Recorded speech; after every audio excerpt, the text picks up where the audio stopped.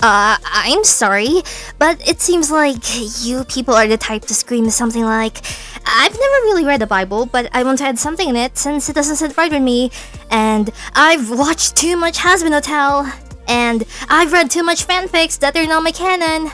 No offense. Look, because of your non-biblical claims, I forced myself to step out of my ESV Bible comfort zone and went out of my way to read the other versions.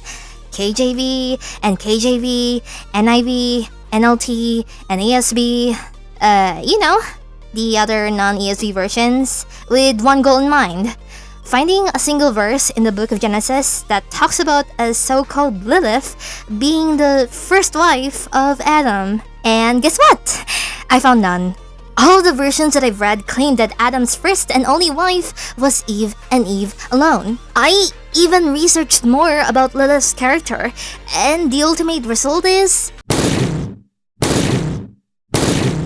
First of all, the character of Lilith came from both Jewish and Mesopotamian mythology, and was believed to be a nocturnal demoness who actively seduces men and harms both children and pregnant women. In Mesopotamian mythology, her character was taken from a Mesopotamian class of demonic creatures called the Lilu, which, if translated into English, is known as a night monster.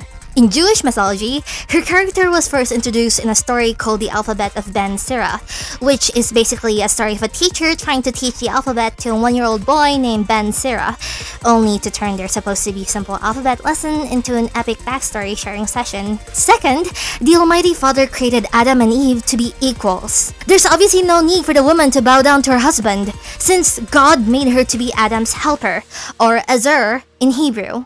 If you think and believe that God made Eve to become not just Adam's wife but also his servant, then your misogynistic mindset is a problem. You see, according to my research, the reason why some people heavily object with the truth that Eve was the only wife that Adam ever had was because they wanted a girl boss. They all claim that Lilith refused to bow down to Adam and wanted to do her own thing, which eventually led to her banishment from the Garden of Eden.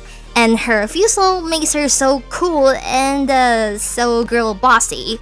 Also, according to them, Lilith's character is used to explain the two contradictory versions of the creation in the book of Genesis, when clearly there's none, if you read in context, that is, because the Bible, aka God's Word, is both perfect and complete. They're basically believing the dangerous and delusional ideas that say the rebels are the new role models and the word of your God is full of contradictions. Just how deep within the lie are they?